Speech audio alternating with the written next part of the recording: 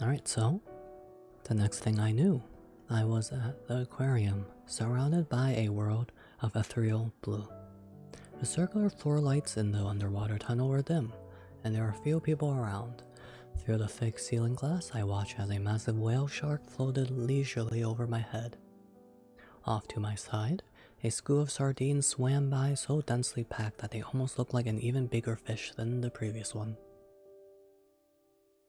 I knew I was not supposed to be here, if for no other reason than that my dead sister was crouched in front of the glass beside me. Then the cogs began to turn in my brain, and I realized that there was only one real explanation for this bizarre phenomenon.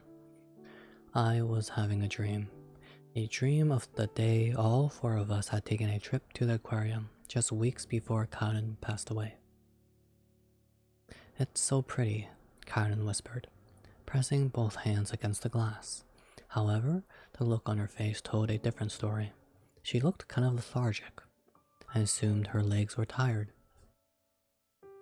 judging from the way she kept shifting her weight from ankle to ankle.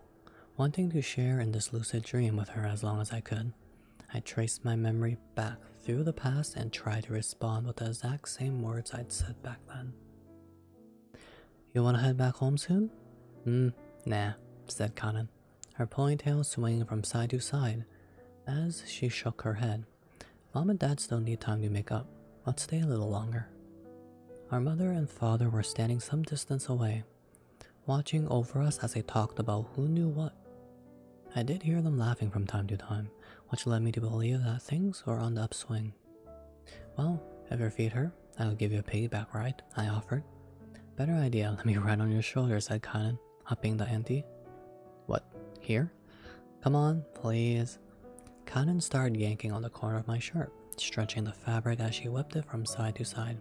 Begrudgingly, I knelt and let her climb on my shoulders, then held her ankles tight as I stood up, and she started giggling with glee. She rested her hands on my head, then gathered a big clump of my hair and bundled it together into a little top knot with a hair tie. This was my control stick, which Kanan could pull whichever way she wanted to have me move in that direction. It was basically just a more advanced form of playing horsey, but we had fun with it.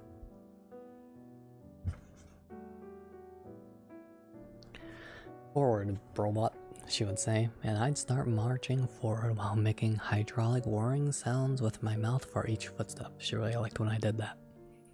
Then, when I'd inevitably get tired, I'd say, requesting refuel, and she'd hop down to give me a break.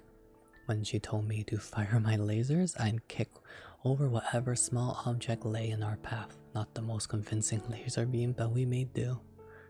"Are you having fun, Kaladu?" "Sure am," I replied. If Kanan wanted me to take her somewhere, then I wanted to go there too. Her smile was more than enough reward. "Yeah? Good." Kanan took her hands off the control stick and gently ran her fingers through my hair. "I'm glad we came, then." I was awakened by the sound of my alarm clock going off. I opened my eyes to the familiar sight of my bedroom ceiling. Specks of dust danced in the few beams of morning sunlight that managed to leak in through the curtains. I sat up in bed and switched off the alarm, still reeling from the lucidity of that dream. If I recalled correctly, we'd gone to see the dolphin show right after that. Kaden and I had sat right in the front row, aka the splash zone, and were thus soaking wet by the end of the show, but still laughing our butts off, mind you. The dolphins had just been such wacky and playful creatures. We had been unable to contain ourselves. That was far from the only pleasant memory I had from those times too.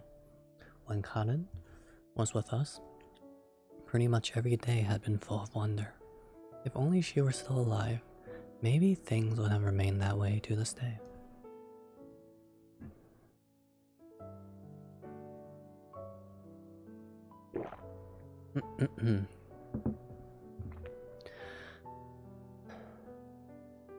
I got out of bed and headed into the hallway.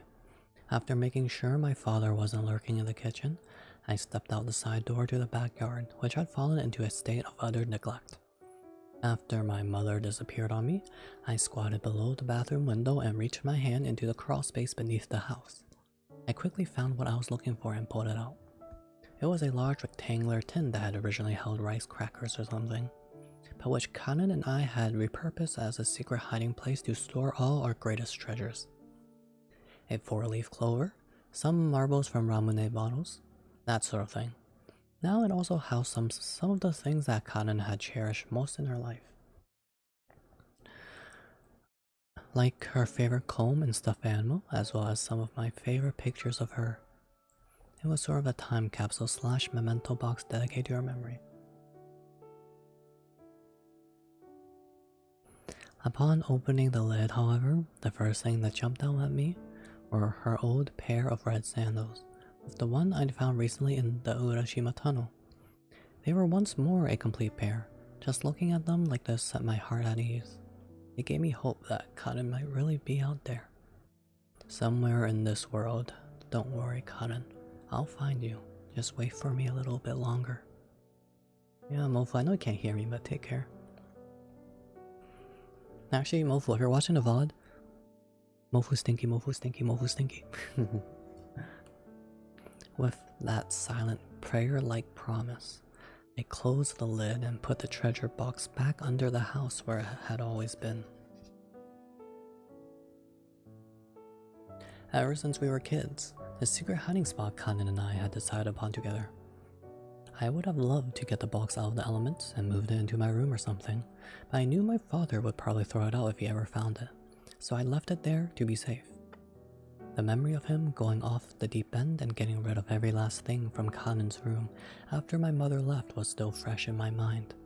It was the main reason I had so few mementos of her. I did resent my father for that, obviously, but I knew taking my anger out on him wouldn't do either of us any good. If anything, it'd fracture our relationship even further.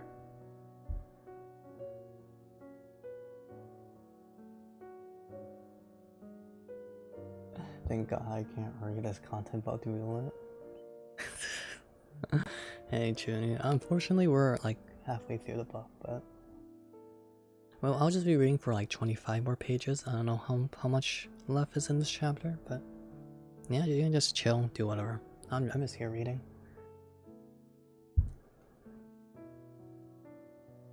I bounced back up at my feet and checked the time on my phone.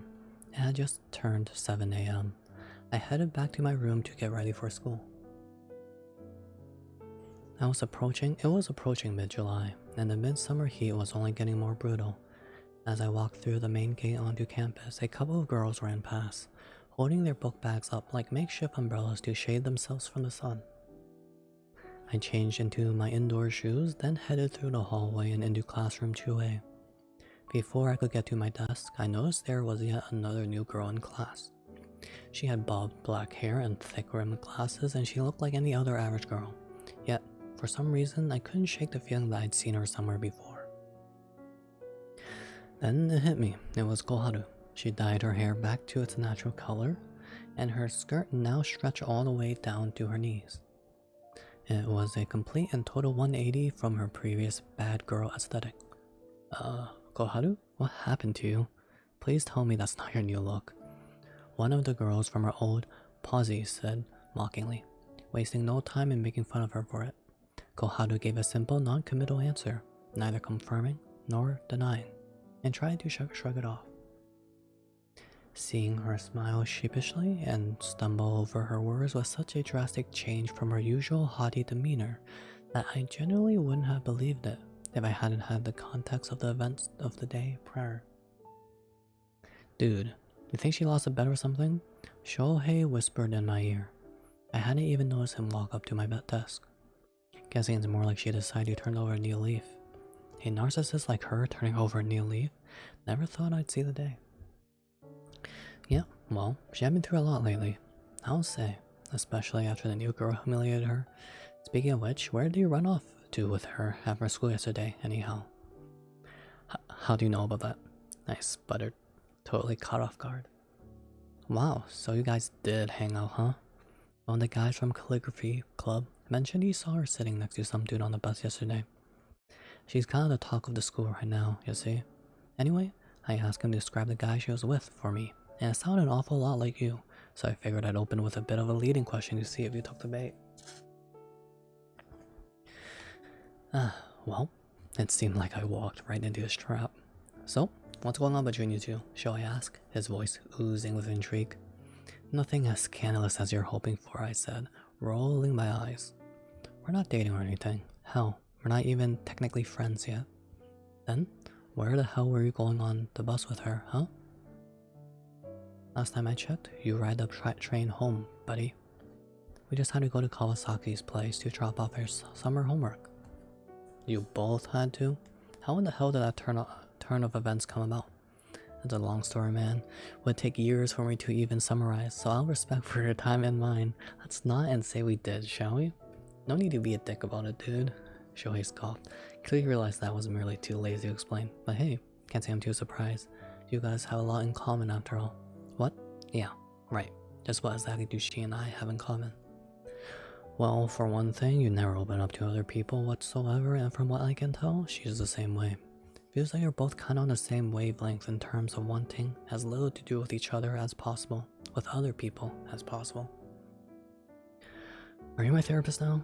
Nah, I just like watching people and trying to analyze the psychology behind their behavior. It's kind of a hobby of mine.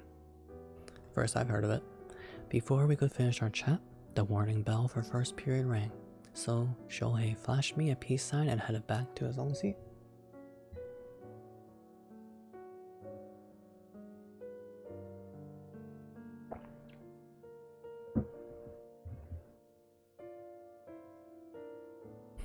Before long, it was lunch. Normally, Koharu would have eaten with her, Pawsy seated around her desk.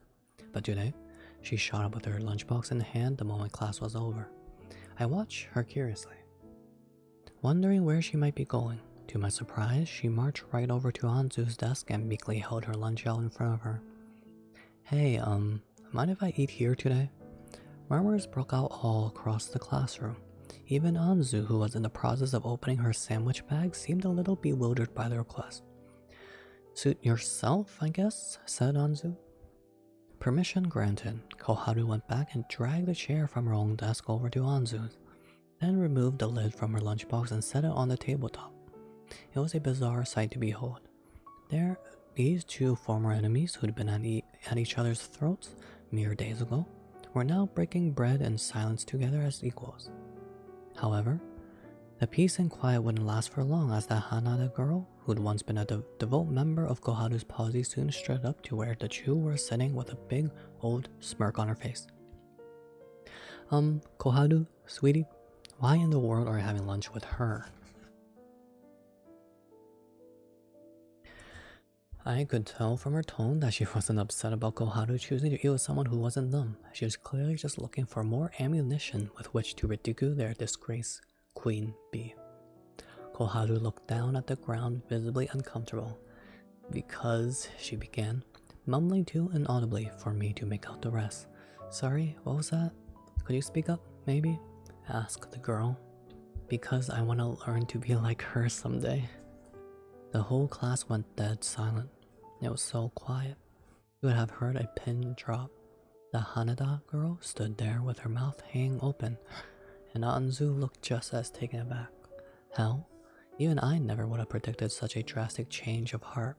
I'd assumed she was eating with Anzu because she felt like it would be way too dicey to try to fit in with her old friend group. And she was desperate. Though, perhaps that was the real reason, and Koharu had simply pulled this answer out of her ass because she couldn't come up with any better excuse on the spot. However, as soon as Koharu's old friend realized she wasn't pulling her leg, she burst out cackling. I'm sorry. What? You can't be serious, right? Sneers and snickers broke out as her other classmates began to murmur amongst themselves. Looks like someone realized they ain't that big of a deal after all. Guess her bad girl dominatrix act was all just for show, huh? Did that punch to the face really scramble her brain or something? It was like a public stoning, a bit with words instead of rocks. Yet, Koharu did her best to endure it, although her face was bright red and her entire body was trembling. That's hysterical, the Hanada girl went on. Hanada chick went on. How do you plan on doing that again? Just gonna be a pathetic, antisocial loser from now on? None of your business, just leave me alone. Oh, don't be like that, of course it's my business. We're friends, aren't we? Hanada said, egging Koharu on as she grabbed her by the shoulders and jerked her back and forth. For a so-called friend, she sure was being pretty ruthless. Koharu didn't fight back.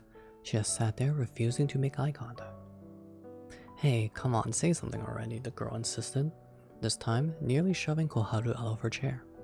As she pulled her arms back, one of her hands caught on the placemat Koharu had laid out underneath her lunchbox, and the whole thing got yanked violently across the surface of the desk.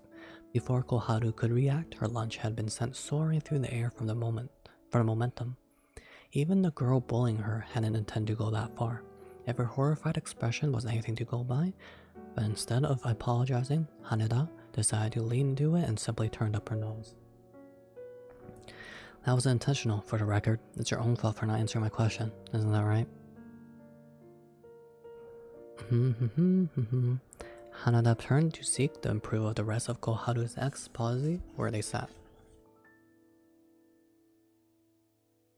They all nodded and offered some words of support. Not one of them took Koharu's side.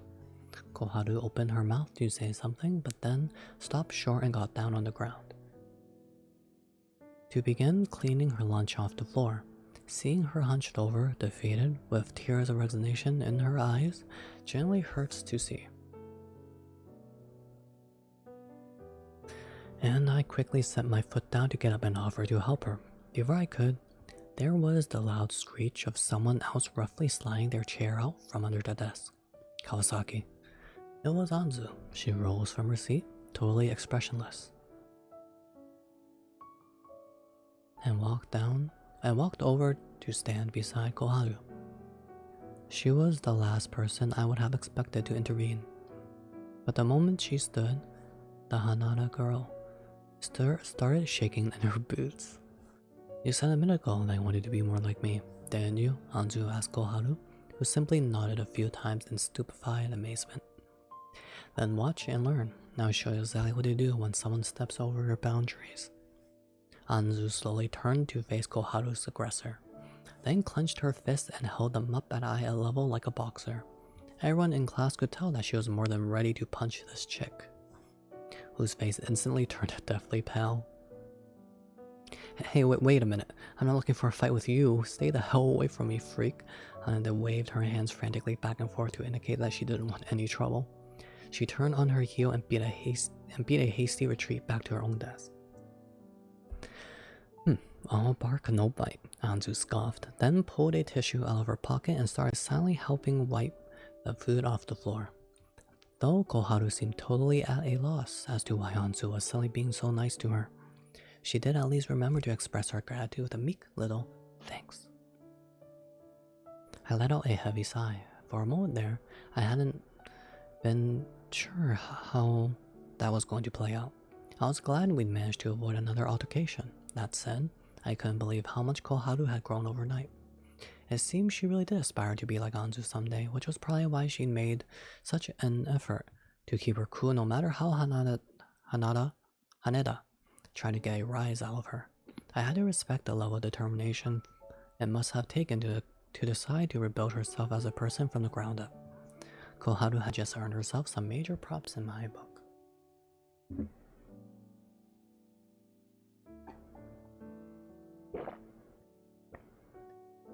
Glug glug glug.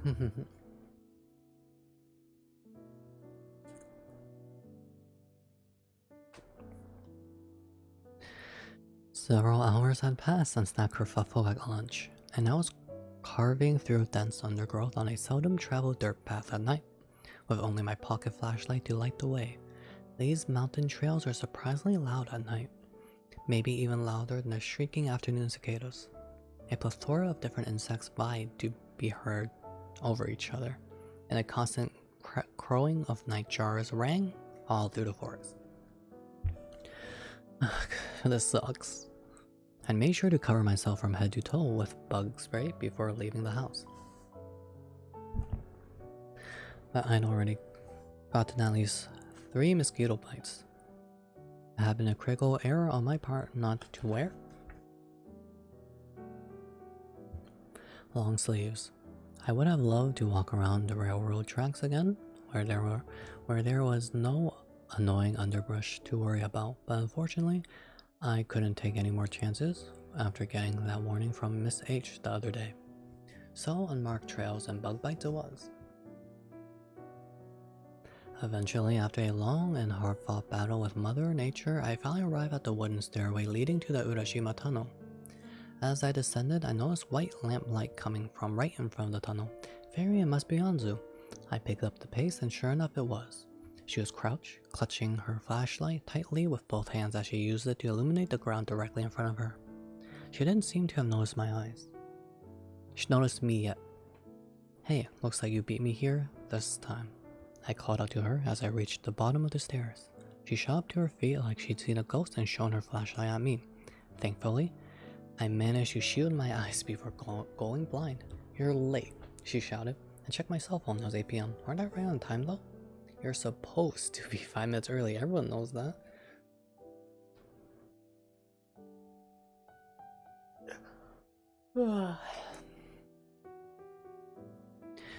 Oh, right, see, as a girl who was more than 30 minutes late last time. Not even remotely the same thing. That was during the daytime. You can't leave an innocent young girl all by herself out here at night. Well, if I've been gobbled up by a wild animal and they found my bones licked clean the next morning and couldn't even identify me. Pretty sure that's never gonna happen. This isn't the African savannah. Last I checked. Besides, if you really didn't want to come out here at night, why didn't we do this tomorrow morning? I already told you because I'd want to fit in as much investigating this weekend as we possibly can. Right. Today was Friday, July 12th. We had the day off on Saturday, and Monday was the school's founding day, so I had that off as well. In other words, we were looking at a 3-day weekend, which is highly valuable to us, considering that our biggest obstacle when it came to venturing deeper into the Urashima Tunnel was plain old time itself. Even the briefest, most bare-bones investigation of its inner reaches would cost an exorbitant amount of time, so having 3 days in a row that we could afford to lose was a rare and valuable asset. Getting started tonight as opposed to tomorrow morning gave us yet another 12 hours to use, so Anzu definitely had a point. Even with that extra time though, we'd only be able to stay inside the tunnel for a whopping total of 2 minutes. I'd even gotten permission from my father to spend the night at a friend's house all weekend long, all for 2 measly minutes. We don't have time to stand out around here talking either. You still remember everything we talked about in our prep meeting? I take it? Then let's get going. Anzu grabbed me by the hand and dragged me along with her as we took our first steps into the Urashima Tunnel's gaping wall.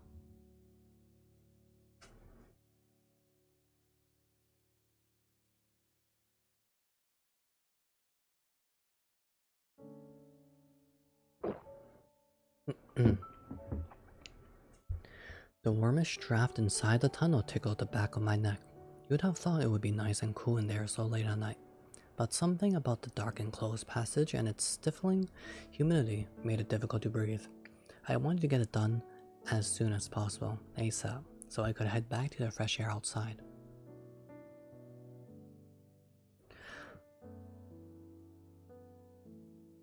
Oh, wait, were we?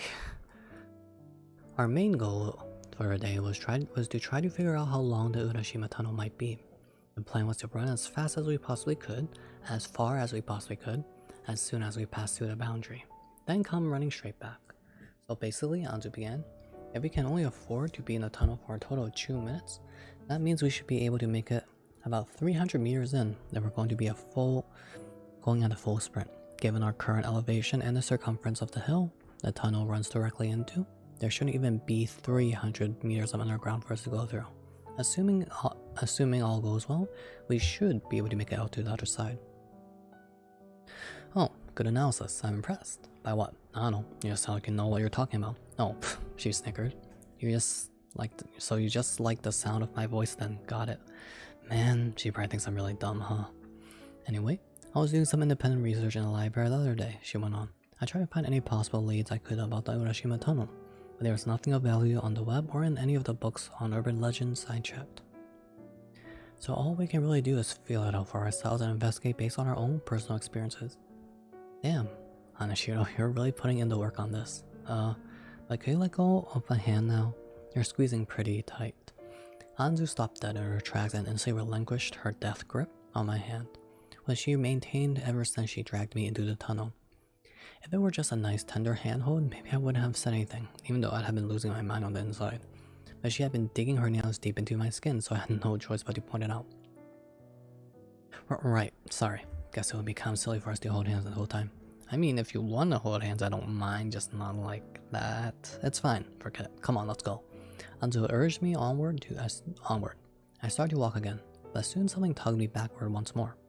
Anzu was gripping the back of my shirt with both hands and standing mere centimeters behind me, to the point that with every little step I took, the toe of her shoes bumped into the back of my ankles. This had to be the single most inefficient way to walk in the history of mankind. Hanashiro, are you afraid of the dark or something? I asked, as we clumsily shuffled along. She didn't respond immediately. Looks like I was right. I had a hunch based on how oddly unsettled she'd been acting for the moment we met up tonight. Yeah, so what? You got a problem with that? She finally admitted, a bit rather defensively and with a fair bit of venom in her tone. Nope, I wouldn't judge you for that. I was curious, that's all. Though you seemed pretty okay with it the last couple of times we came in here, I recalled. Thinking back on when she had first tailed me here and the time after that, I hadn't noticed her being spooked whatsoever in either of those instances. Well, yeah, that was during the daytime. It was still light outside, so it wasn't entirely impossible to see in here. That's the only reason I could hold it together. Now that's nighttime though, all bets are off. It's pitch black outside, it's pitch black in here, like, what if both our flashlights died? I think I'd have a panic attack. Wow, it's really that terrifying too? Yes, stupid. If anything, you're the weird one for being totally unfazed. How can you not feel suffocated when the darkness closes in on you? Swallowing up everything else around you, the pressure slowly building as it dissolves your world step by step. As she carried on muttering in fear, I suddenly felt like I had a moral responsibility to do something. After all, I was a schmuck who told her to let go of my hand because it kinda hurt. While from her perspective, she was confronting one of her greatest fears and just looking for anything to cling to, in order to feel more secure. How had I not made that connection sooner? How was a pathetic excuse for a man, let alone a friend.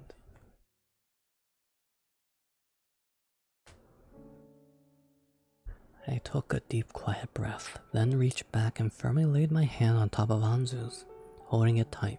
It tensed and trembled in fright for a moment, but then quickly clasped mine right back.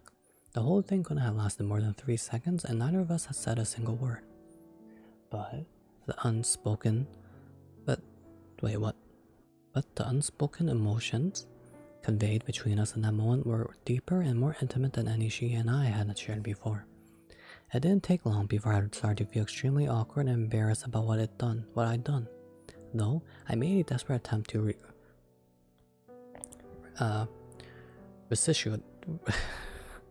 resuscitate our previous conversation so we could both stop lurking on it.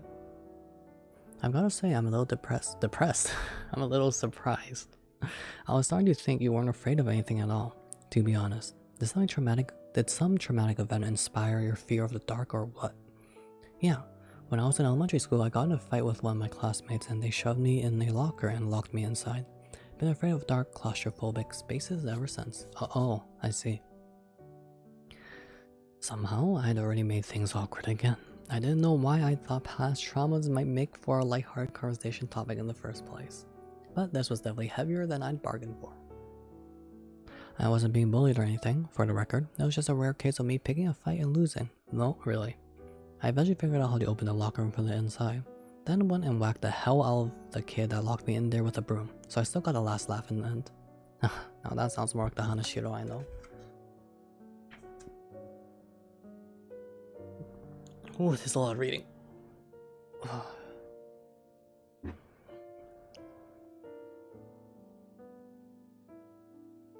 We are speed reading though.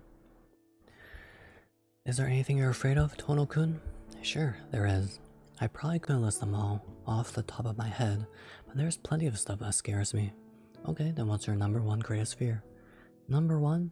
Let me think. It was a tough question, obviously. I rattled off a number of different things that terrified me, but trying to rank them in order was a real hard part. Getting eaten by a shark, getting mauled by a bear, earthquakes, contracting a fatal disease. Pretty much anything that the average person would fear. I was afraid of too. I suppose the main thing that connected these things were that they all related to a general fear of dying, or the concept of death itself. There was also a primal, instinctive fear embedded in all living things. Though, so it didn't really feel unique to me specifically. What was I, Karu, Tono, more afraid of than anything? Was it something to do with death? The death of a loved one, probably. Yeah, I don't know. Nothing really is jumping out at me, sorry. Really? Huh.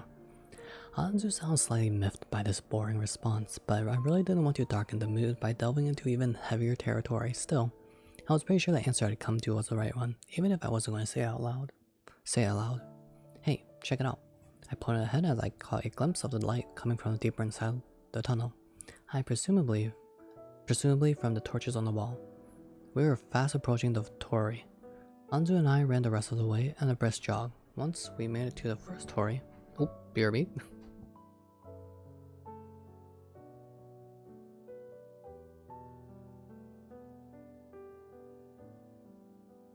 One of my parents woke up in our... I don't know what they're doing.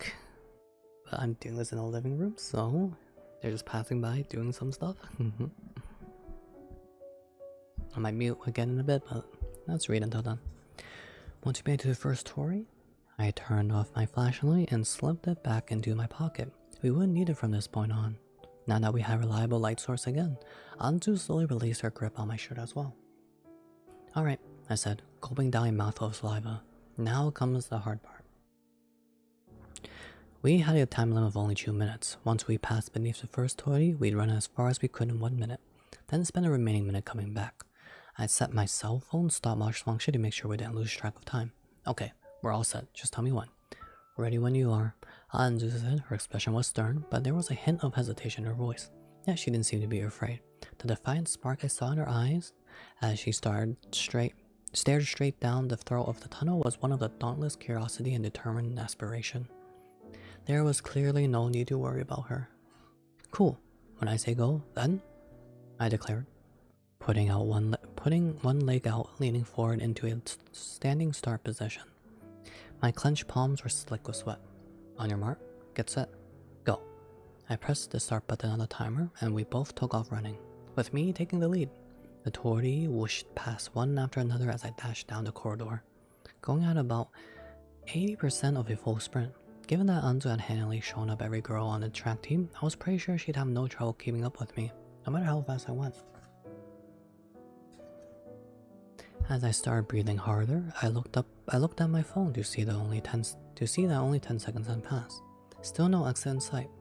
I shot a quick glance over my shoulder to see how Anzu was doing. She seemed to be managing just fine, so I picked up the pace a bit. The timer hit 20 seconds, then 30. Outside, it would be tomorrow afternoon. So far, there hadn't been a single change of scenery. In the tunnel. Just torches and torii as far as the eye could see. Suddenly, a familiar question popped back into my brain. Just what was Anzu trying to gain from the Urashima tunnel anyway? She and I had talked quite a bit over the past few days, yet still I had no idea what wish she wanted the tunnel to grant for her. It wasn't constantly gnawing at my brain, mind you, nor did I think it was necessarily any of my business. But I did feel like it would be a great idea for us to be on the same page in that regard.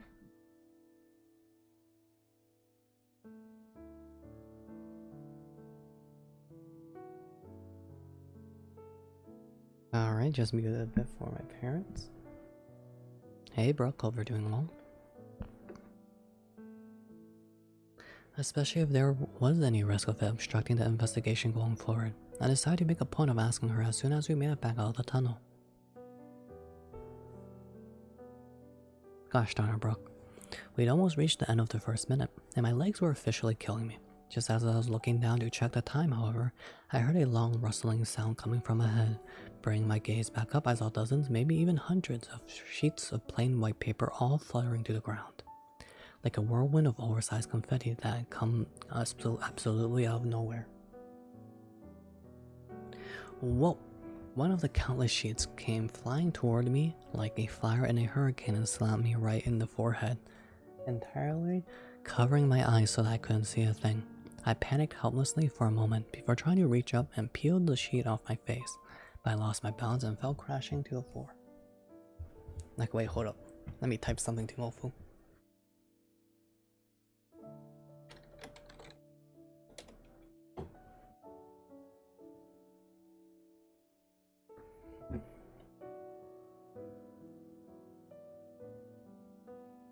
New show.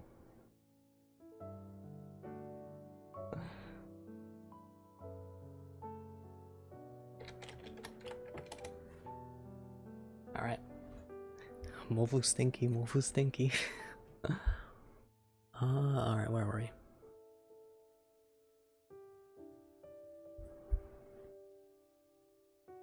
Like a fire in a hurricane slapped me right on the forehead, entirely covering my eyes so I couldn't see a thing. I banged closer around trying to peel the sheet off my face, but I lost my balance and fell crashing to the floor.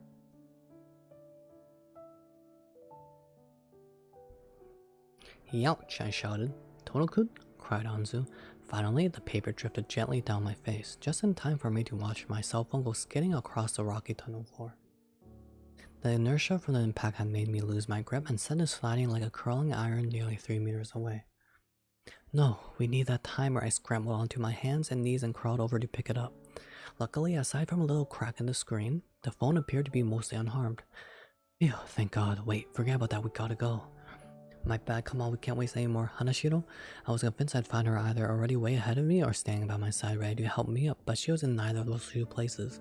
She was standing stock still, right where I'd fallen, looking in disbelief at one of the fallen sheets of paper, which she now held in her hands. The rest of them lay in a scattered pile of Anzu's feet. There had to be at least a solid 100 sheets. Oh, Brooke. The replying feature works is because it creates a thread, because I replied to Mofu and Mofu replied to me. It looks like it's replying to Mofu because of like how the reply thread works on Twitch. It's kind of strange. Alright. If the way her shoulders were heaving was any clue, she was on the verge of hyperventilating. Though surely not merely due to exhaustion from the minute-long sprint. She was in much better shape than me after all. Something definitely wasn't right here. I got back up to my feet and ran over to her. What's wrong? Are you okay? I asked. But this is, she muttered to herself in a daze, her voice trembling. I wasn't sure she'd heard me. Curious, I peered over her shoulder at the piece of paper. It had a crude little character drawn on it, separated into distinct panels like a comic book. It almost looked like some random kid's hand-drawn manga. What in the world was this doing here in the tunnel? It was a mystery, to be sure, but we didn't have the time to stand around contemplating it. I looked at my cell phone again. We'd passed the 1-minute mark, a cold sweat trickled down my forehead. Hanashiro, we have to go back. Still no response. She didn't turn her head to look at me. What? In fact, she dropped to her knees and started scrounging around on the floor, frantically gathering all the other sheets of paper. Hanashiro, stop, I yelled, still to no avail. What the hell are you doing? We don't have time for this. Just go on without me. What? Are you crazy? I'm not leaving you here. Well, I'm not leaving this here either. She snarled at me. Her voice was feral and distressed, like a bloodthirsty animal with its leg caught in a trap. The sheer desperation and the way she struggled to gather them all made it abundantly clear that this was not the Anzu I knew. I realized very quickly that nothing I could say would convince her, and for a moment I considered trying to physically drag her out with me. But that would have taken far too long. Ugh, fine, I growled. I got on my knees and started to help. It seemed like the best possible option left. As soon as the pages were gathered, we both got up and sprinted as fast as we could back the way we'd come. We couldn't afford to waste a second checking the time. We just ran and ran until we were safely on the other side of the torii and back to where time flowed naturally. Phew. I'm beat, man. I had to fight incredibly hard to resist the urge to let myself collapse on the ground right then and there. But I somehow managed to hold it together and wait until we were fully back outside. As we approached the exit, the interior of the tunnel grew brighter and brighter, and we were greeted by a gradual crescendo from the local cicada choir. The moment we stepped outside the tunnel shade and onto the parched grass, we were assaulted by the brutal midday sun. I looked at my phone. It was 1 p.m. on July 16th. We entered the tunnel on the night of the 12th. It's been that long, which meant we'd been there for More than 3 days and a half. Yet, even after sacrificing that much time, we still had no idea how far the tunnel went. All we gleaned from the entire experience was that it had to be longer than 300 meters. Or, well, I suppose we did find one other thing. I looked at the stack of papers in my hand, then I blinked, and the next moment, they were gone. What? Anzu had snatched them away at the speed of light. Whatever these papers were, she clearly didn't want me to see them, and as a result, I caught only the most fleeting glimpse of their contents.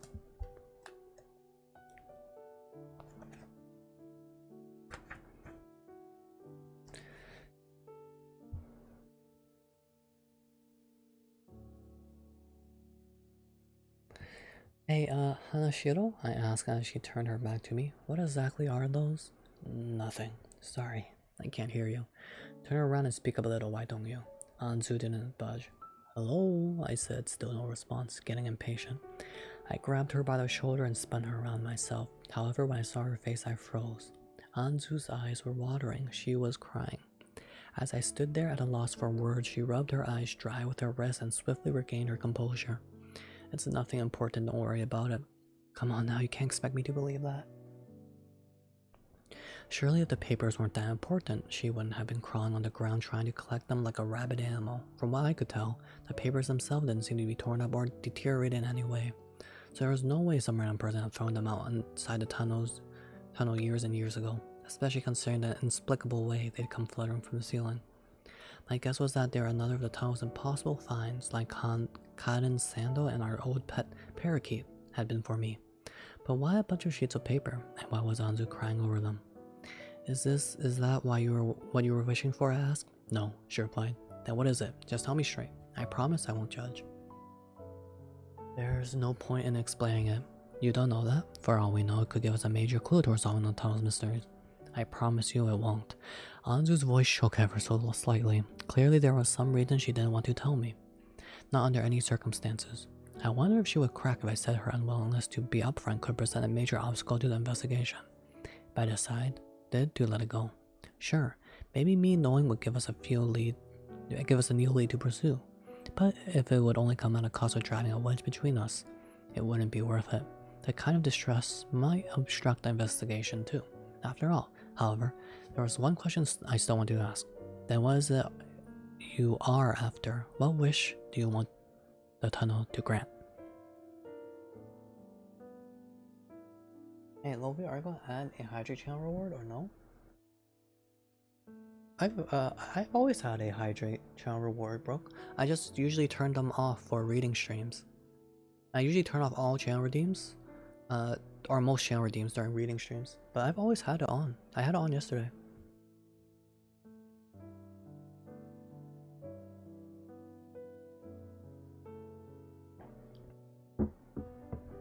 Similarly, I'll also turn. On the same note, I also turn off alerts and raids for reading streams too.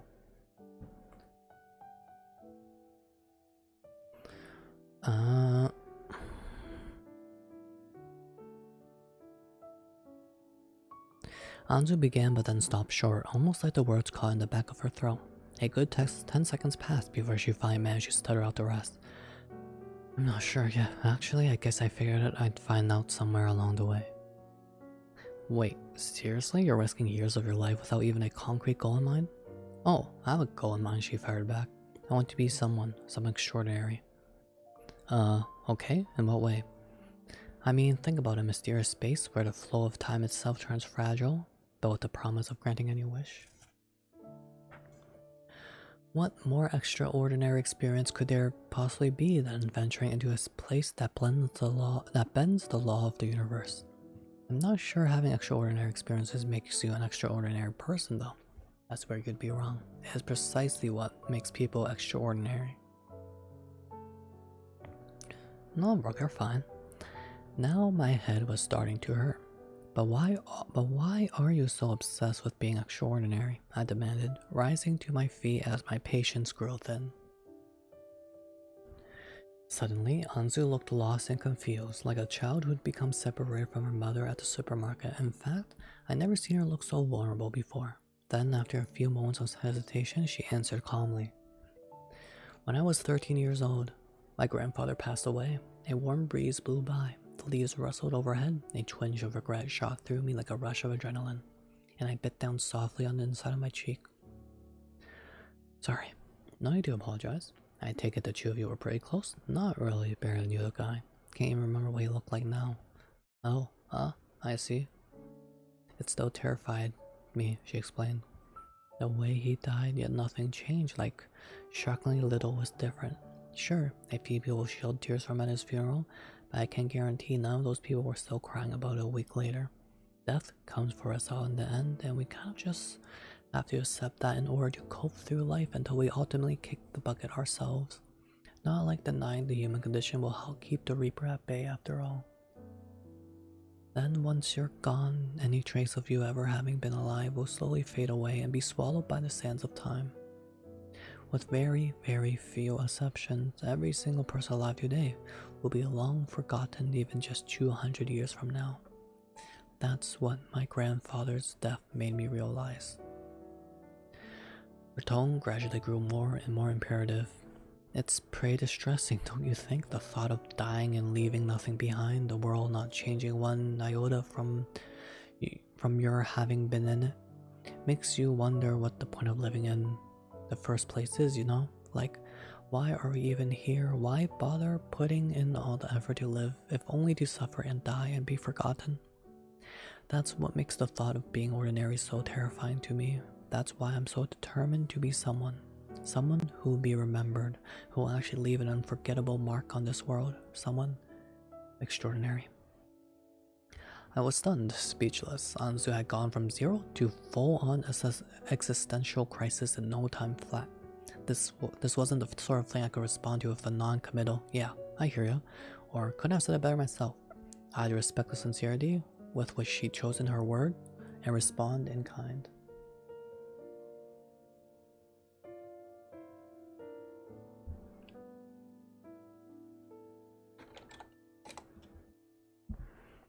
I thought about what I could say. I thought long and hard, but nothing came. My mind was blank. There was nothing I could think of that seemed a fraction as meaningful as what Anzu had said. I suppose that makes sense. She probably spent months or years developing this personal philosophy of hers. I couldn't expect to come out with an equally poignant rebuttal in a mere few seconds, yet I couldn't bring myself to acknowledge and thus tacitly endorse that worldview either. So I floundered, and I said the stupidest thing imaginable. Boy, you sure can talk a lot when you're passionate about something, huh? Was I the dumbest man alive? Quite possibly. Wow, really? That took a lot of courage for when you say, you know? Anzu glared at me with narrowed eyes. I've never told anyone that before, so sorry. I apologize in panic. It was just kind of a lot, and I didn't know what to say, so I kind of... That's fine. Still felt good to get off my chest. Do you at least see where I'm coming from now? When I say that's why I want to explore the Oroshima Tunnel? If I were to answer honestly, I'd have said that yes, I understand her point of view. However, I couldn't relate to it whatsoever. I felt no desire to be someone special or famous like she did. I mean, the unstated implication of her philosophy was that anyone who lacked greater ambitions was lazy or a failure. And what was so wrong with being average? Why waste your whole life struggling to leave a lasting mark on the world when you wouldn't be around to see it anyway? Assuming freedom of choice existed, if people were content to live out simple lives, why should they aspire to be more? Who needed the dramatic peaks of and valleys between feeling artistically fulfilled one moment and then being depressed the other 99% of the time when you were in a creative rut? Life was too short, and if being one of the sheeple meant you could maintain a stable level of happiness throughout, what was wrong with that? That said, I obviously had no right to decide whether Anzu's reason for wanting to explore the Oroshima Tunnel passed muster, regardless of whether I could accept her motives. She doubtless had no intention of giving up the investigation, even if she had to do it without me. Her willpower initiative were plain to see. To be clear, I didn't want to part ways with her either, regardless of our opposing values, so I knew exactly what it was I had to say. Yeah, there's no doubt in my mind anymore that you're dead serious about this. Do you mean it? Anzu pressed. I nodded decisively, and her face relaxed into a smile. Well, okay then. It seemed all was forgiven. Yet a vague sense of guilt ate away at me. I had to really fight hard to resist the urge to break eye contact with her. We only ended up being able to attend 6th period that day. Needless to say, Miss H gave us quite the earful when we finally stumbled onto campus. Honestly, I wasn't sure why we'd bother showing up. I let out a loud, bellowing yawn in the middle of class, and the math teacher instantly shot me a dirty look, so I ducked my head down in submission. It was 2 p.m. on Tuesday afternoon, but as far as my body clock was concerned, it was still sometime in the early hours of the morning after Friday night. Trying to stay awake and pay attention to a lecture was an uphill battle, to say the least. I twirled my pen in my right hand as I tried to fight off yet another yawn. None of the lecture material was bursting in my brain. All I could think about was the Urashima Tunnel. Two key aspects define the legend of the tunnel. One, it affected the flow of time, and two, it could grant any wish to those who enter it. The former we'd confirmed to be true, but the latter still remained to be seen, and it was starting to make me anxious. My wish certainly wasn't to be reunited with a dead pet, or my sister's sandal, and if Anzu was to be believed, those sheets of paper weren't what she was truly after either. That begged the question, on what condition did a tunnel manifest things like that? Did it grab meaningful objects from a person's memories and project them at random? No, there had to be a method to the madness. In my case, it was almost like it took my real wish and taunted me by granting me all sorts of things, which were closely related, but never the one thing I truly wanted. I was suddenly reminded of the tale, The Monkey's Paw. It was a short horror story that I'd been assigned to translate for my junior high English class. The basic premise was that whoever held the titular paw would be granted 3 wishes, but only in a roundabout way that exploited loopholes in the wisher's phrasing. It was essentially a genie's lamp, but much more devious. For example, a man and woman who used it to wish for a large sum of money would be granted the sum, but only as a settlement after the son was killed in a horrific accident at his workplace the next day. Then when they wished to bring their son back to life, they get a knock on their front door from his mutilated, decomposing corpse. In a way, perhaps the Urashima Tunnel wish-granting mechanics functioned similarly to the monkey's paw, a bit without the evil twist.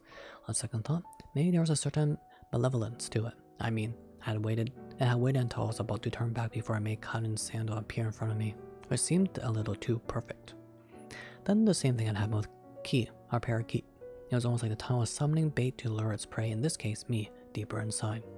Thinking back on it now, from an objective standpoint, it really did seem like I was walking straight into some sort of trap. No, if there were malicious force at play behind the Urashima Tunnel, then what if it twisted my wish like the monkey's paw and gave Cotton back to me, but only in a strange and disturbing way? I didn't want to consider the possibility. Trying my best to shake the unsettling thought from my head, I glanced up at the calendar written in chalk on the blackboard. Summer vacation was fast approaching.